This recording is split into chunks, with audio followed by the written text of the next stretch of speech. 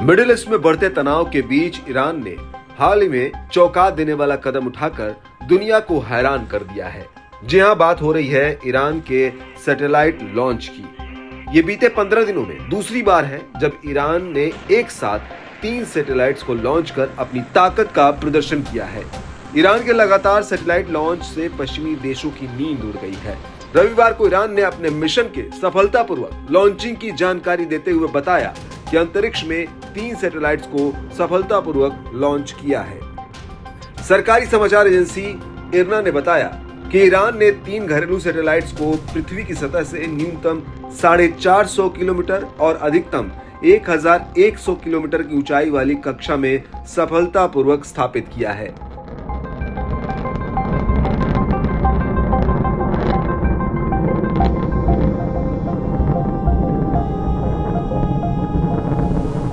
महदा, क्यान 2 और हतेफ 1 सैटेलाइट्स को सेमनान प्रांत में इमाम खुमैनी स्पेस लॉन्च टर्मिनल से लॉन्च किया।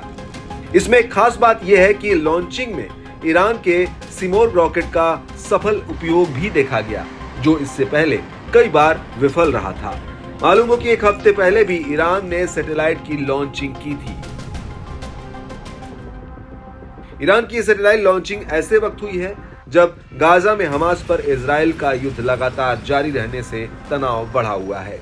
वैसे तो ईरान ने इस संघर्ष में सैन्य दखलंदाजी नहीं की है, मगर इजराइल की ओर से ईरान पर सैन्य मदद पहुंचाने का लगातार आरोप लग रहा है।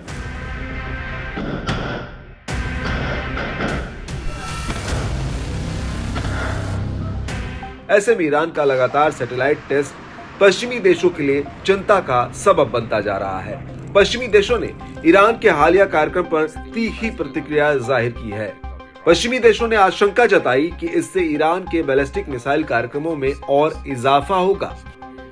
खास बात है कि पश्चिमी देशों की ओर से लगाए गए प्रतिबंधों के बावजूद ईरान नागरिक अंतरिक्ष कार्यक्रम में बड़ी प्रगति करने में कामयाब रहा है।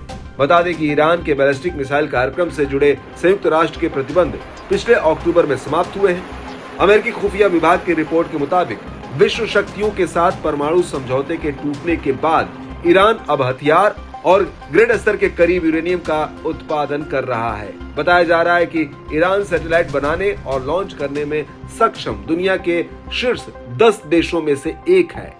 बताते चले कि पिछले दशक ईरान ने कई अल्पकालिक उपग्रहों को कक्षा में भेजा है।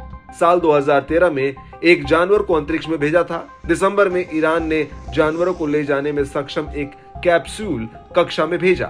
दावा है कि ईरान आने वाले वर्षों में मानव मिशन की तैयारी कर रहा है।